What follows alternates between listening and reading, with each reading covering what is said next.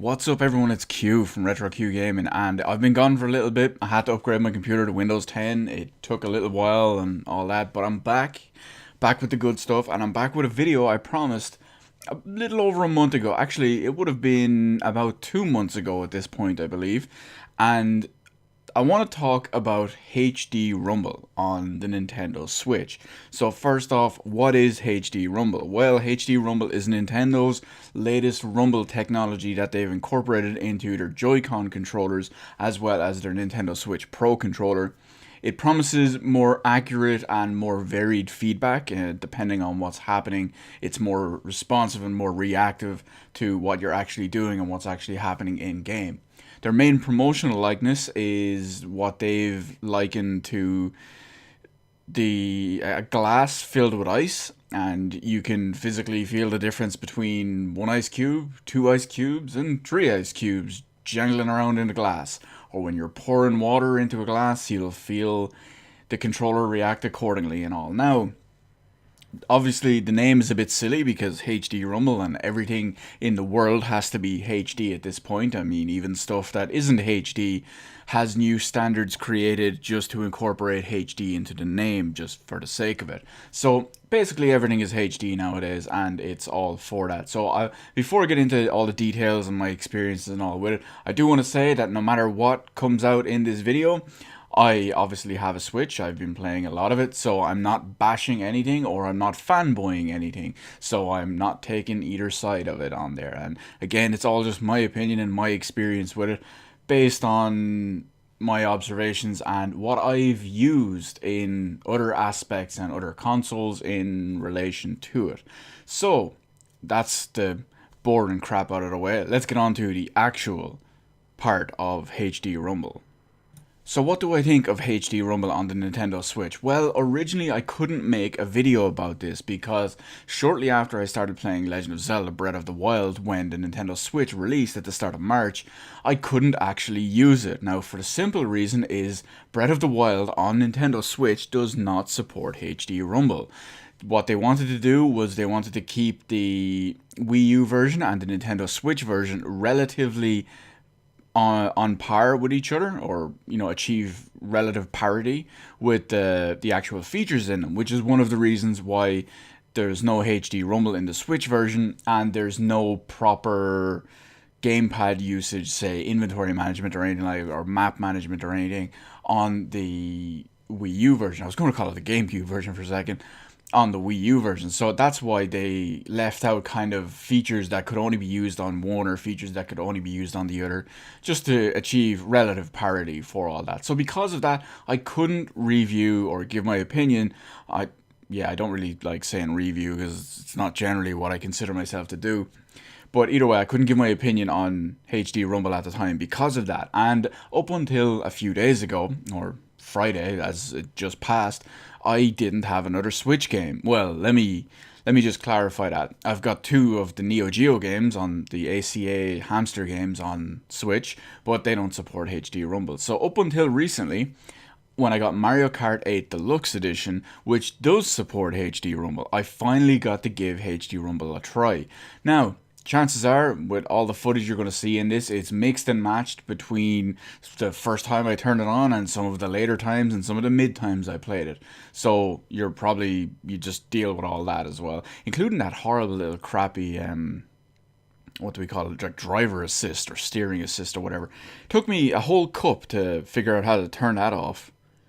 But that's beside the point, so let's get right back to the actual point that we're talking about, which is HD Rumble. Is it all it's cracked up to be, and how does it compare to other platforms and their versions of Rumble or their variations of, well, equivalents of what would be HD Rumble? So, first off, what I did was I started playing with my Nintendo Switch Pro controllers, my preferred input of choice for my Nintendo Switch. I do not like the Joy-Cons at all, so I'm just throwing that out there.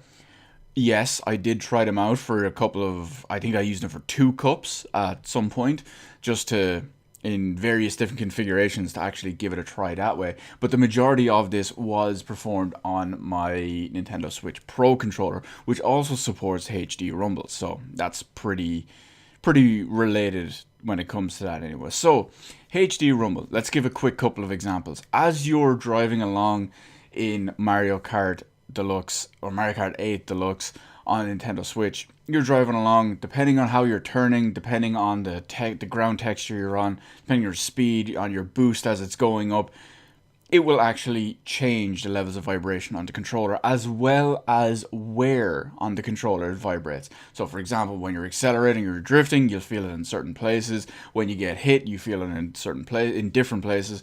When you fire something off, or when you perform a little jump, or depending on what's happening on the track, you'll feel it in all different ways, shapes, and forms. So it's pretty decent in that aspect of it, that they've actually varied it up, and it's reminiscent of something I've tried on a different console, which I'll use as a comparison now in a minute.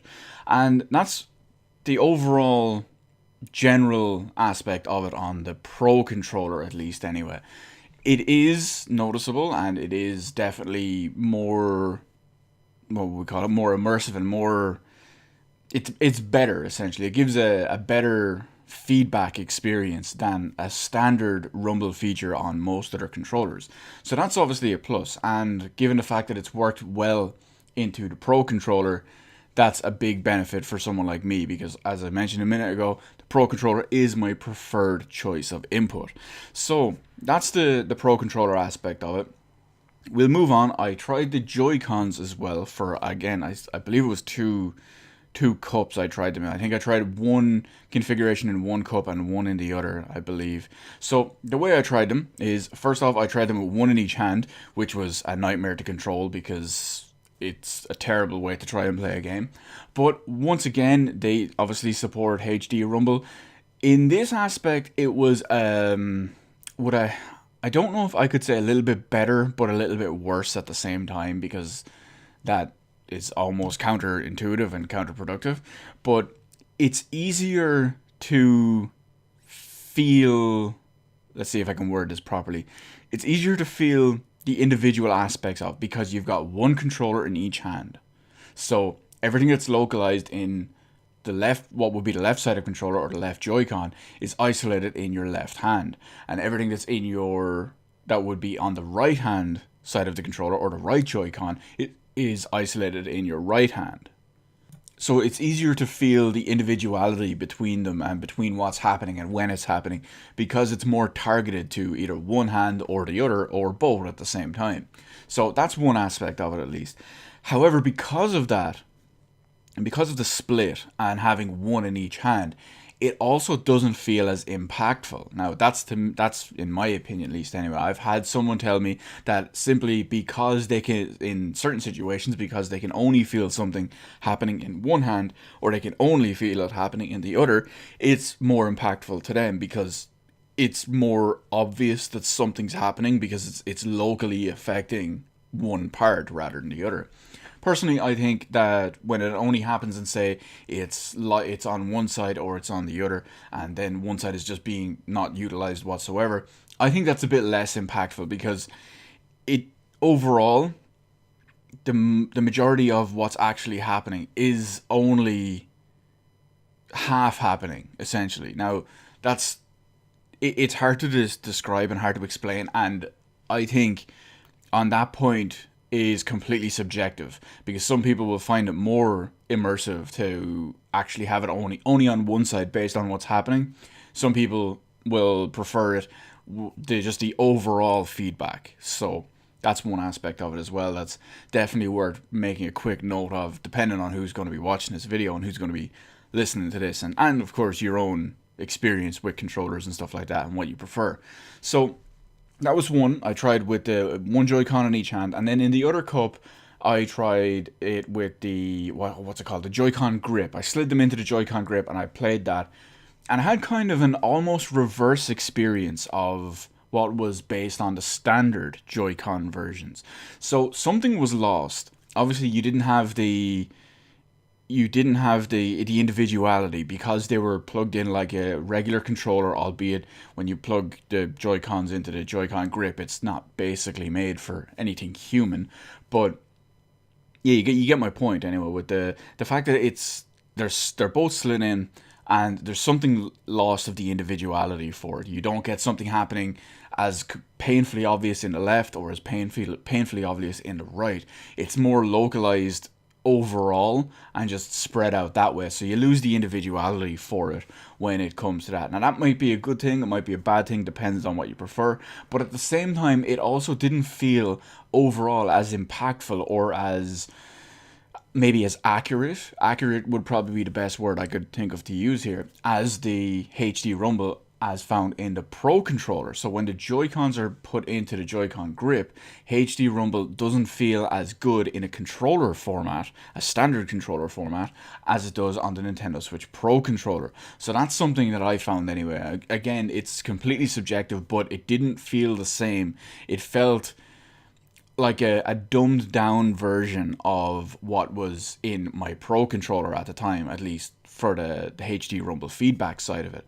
So that's a good comparison, because I've tried it out in the 3 different ways. I tried it out with the standard Pro controller, I've done it with the individual Joy-Cons, one in each hand, and I've done it with them in the grip as well. So I feel like I've tested out all 3 main versions of it. I realize you can play with one Joy-Con. I'm not even going to bother trying that, but especially because how would that even work for HD Rumble and try to talk about it? But you get the point when it comes to the main ways that people would actually try. So the big question is, what do I think of HD Rumble in its various forms on the Nintendo Switch across a variety of control schemes and different controllers? Well, I don't think it's the best thing to offer out there at the moment, which I'll get into now in a second. But I do think it's certainly a step up from the previous standard Rumble that we've had. Now when I talk standard Rumble, I'm talking about, you look at anything on you look at the PlayStation 3 DualShock 3 controllers, you look at the Xbox 360 controllers, you look at most standard PC controllers, and when you look at what was in those and what we got for those, HD Rumble is definitely an improvement. Now, having said that, it should be HD Rumble, in my opinion, should be the new standard. I should also actually throw in as well that the HD Rumble does outperform the DualShock 4 of the PS4 as well. And I do think that this level of haptic feedback is haptic and localized feedback, I should say. This one should be the standard kind of thing that we're looking at from now on. Now, I realize there's more versions above it and there's better iterations of it, which we'll get to in a second, but I do think going forward, this should be the kind of standard that everything should go for. The DualShock 4 and the PS4 just uses regular style rumble controls and vibration controls, at least as far as I'm aware. If it does try to use any type of localized haptic feedback, it does an awful job of it. So that's why I've always considered that it just to be a regular rumble kind of thing. And then of course you've got the DualShock 4. Above it you've got the HD Rumble with it's not as great as they made it out to be, but again, I realize it's all marketing and all that stuff as well. And at the same time, I do want to throw it out there that it's not the best form of force feedback and of, we'll call it, rumble in controllers, because that actually, the crown actually goes to the Xbox One controller. Now, I'm a bit spoiled in this aspect of it, but I did go back and try something else as a comparison. So I currently use the Xbox One Elite controller, which is a big, expensive controller. It's got a number of additions over the standard Xbox One controller. But at the same time, so that's why I'm kind of spoiled when it comes to that. But for the purposes of this and because of a fair comparison, I did go back and I've been using a standard second generation Xbox One controller, not the Bluetooth ones that come with the Xbox One S, but there was a hardware revision made, I think it was a minimum of a year after the original generation of controllers, and I've used one of those as well. And when you compare even that to the HD Rumble of the Joy-Cons and the HD Rumble of the Nintendo Switch Pro controller, it still comes out slightly ahead. So overall, I don't think HD Rumble is anything too revolutionary at the moment. It's a step back from something we've already seen for the last couple of years at this point, but at the same time, it's also a little bit of an improvement over several other standard variations that we've had. Overall, it's definitely not a bad thing, and it's definitely better to have than, say, a standard Rumble, so it's still promising on that front, but I don't think it's the whole revolutionary new form of force feedback that everyone, well, some of the fanboys, as well as possibly even some of Nintendo, have been claiming it to be. It's still good, it's just not the best that's on there to offer at the moment. Anyway, that's my opinion on my use of the Nintendo Switch Pro controller and the Nintendo Switch Joy-Con HD Rumble. I was going to wait a little bit longer, but at this point I have already completed all the 50cc and all the 100cc cups, so I figure I've got a decent amount of time in with it, and that I could give my response on it, because I was a little bit disheartened originally that it was withheld from Zelda because of the Wii U version, or, well, we'll call it because of parity, so you get the point anyway. So what's your opinion on HD Rumble? Is it the best thing since sliced bread? Do you think it's completely overrated? Do you not even notice it? What's the deal? What's your experience with it, or what are you expecting from it? Did you get disappointed by it, or have you been completely satisfied with it? What's the deal? Let me know all that in the comment section below. Hit the like button, hit the subscribe button. You can follow me on Twitter, details in the description below. Thank you for watching, and I will see you on the rest of the videos in my channel.